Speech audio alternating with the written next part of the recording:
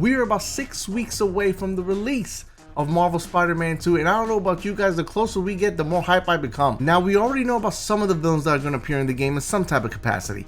Today, I'm going to be talking about 5 villains that I hope that are already either in the game, might be added via DLC, or will be added to a potential Spider-Man 3. But before we begin, guys, just to give you a heads up, we are currently on the road to 500 subscribers.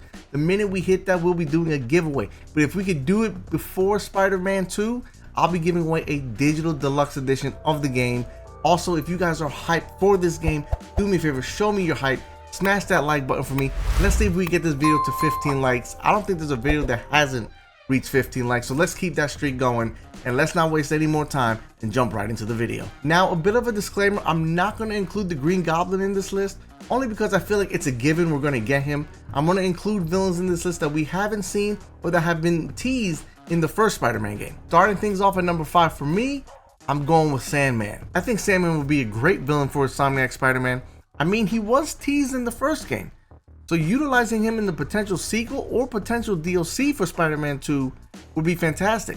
I mean, being that he can manipulate and control sand, it would bring a very unique and refreshing boss battle to the game. And that's the thing about Spider-Man's Rogues Gallery. Each villain could bring something unique to the table. Yes, there are some villains that are very similar. Sandman and Hydro-Man could be similar, even though they're two different. One controls water, one controls sand. But the boss battle could end up being similar. But I feel like Insomniac would do what they can to make sure that they would differentiate a boss battle for Sandman and a boss battle for Hydro-Man. Now, coming in at number 4, this character has a very, very, very strong possibility of showing up in Marvel Spider-Man 2. If you know, you know. I'm going to be talking about this character in a future video.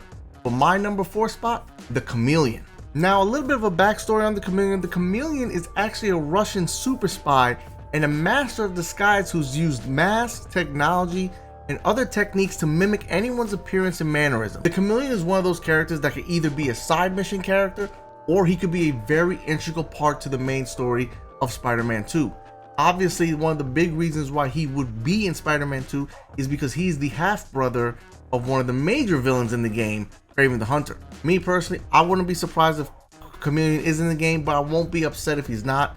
There is potential to use him in a big way in Marvel Spider-Man 2, but we're just gonna have to play the game to see if he's in it. Now, coming in at number 3 on my list is a villain that could give us a little taste of what we could expect from another villain later on in the series, and that is the Hobgoblin. Now, as far as the Hobgoblin goes, he is very similar to the Green Goblin in certain aspects. Both villains injected themselves with the Goblin Serum. Both villains have gliders. However, they differ in their state of minds.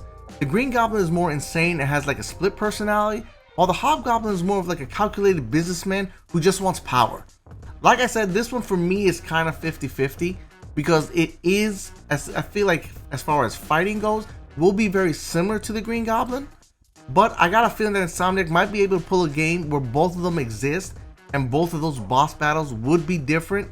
But that's just something we'll just have to wait and see. Coming in at number 2 for me with Spider-Man 2, I mean, I feel like this is the conversation after Spider-Man 2, right?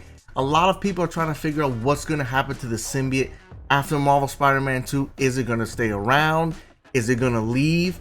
And if it is going to stay around, are we going to get anti-venom? And I feel like if you're asking if we're going to get anti-venom, I feel like a lot of people are going to ask about this character too, Carnage. Now, Carnage is the offspring of Venom, and even though he is much stronger than Venom, they're still both symbiotes and they will still have a very similar playstyle when it comes to their powers and abilities. The key to making Carnage's boss battle different from Venom's boss battle is the host of Carnage, who is a sociopathic serial killer by the name of Cletus Cassidy. While the Venom symbiote usually only targets Spider-Man and maybe his loved ones to get to Spider-Man, the Carnage symbiote will target anyone, doesn't matter who it is. And I feel like Insomniac could use that to their advantage to create a different boss battle for Carnage than they would for Venom. Carnage could be something where you have to face Carnage, but you also have to save bystanders that he has held hostage within a certain time frame.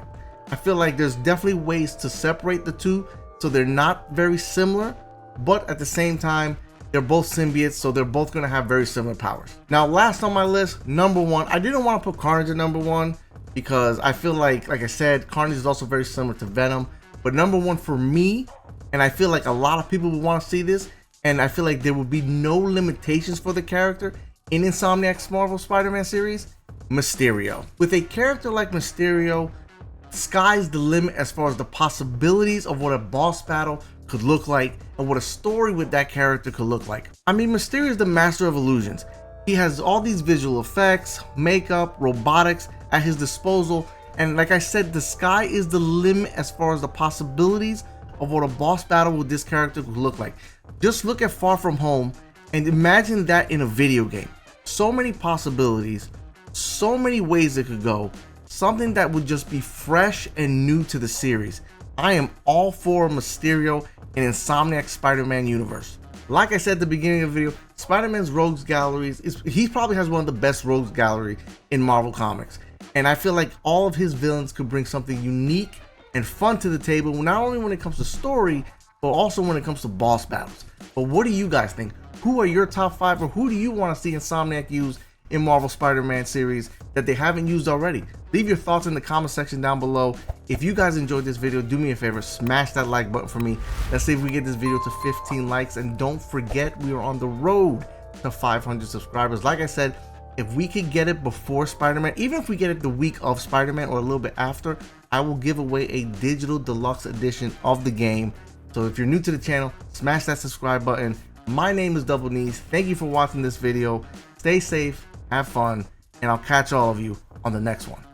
Peace.